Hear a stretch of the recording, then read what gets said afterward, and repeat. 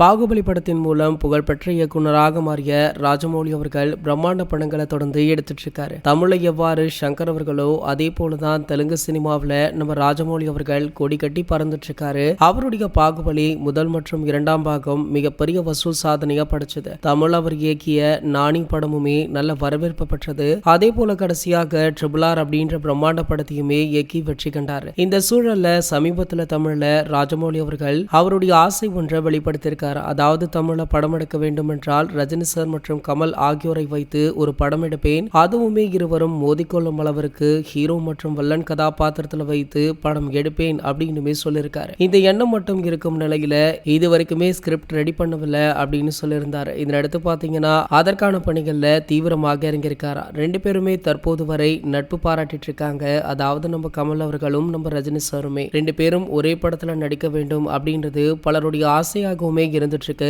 அதோட hero villain concept அப்படின்னா கண்டிப்பாக படு பயங்கரமாக இருக்கும். ஆகையால எப்படியுமே கண்டிப்பாக கமல் அவர்கள் ஹீரோவாக இருப்பாரு, வில்லனாக ரஜினி சார் இருக்க வாய்ப்பு இருக்கு அப்படின்ற தகவலுமே வைரல் ஆகிட்டு இருக்கு. இந்த தகவல் தற்போது வெளியாகி வைரல் ஆகிட்டு இருக்கு. இது போன்ற சினிமா செய்திகளை பத்தி நீங்க உடனே தெரிஞ்சுக்க நம்மளுடைய தலைவர் அப்படின்ற நம்ம சேனலை சப்ஸ்கிரைப் பண்ணிக்கோங்க.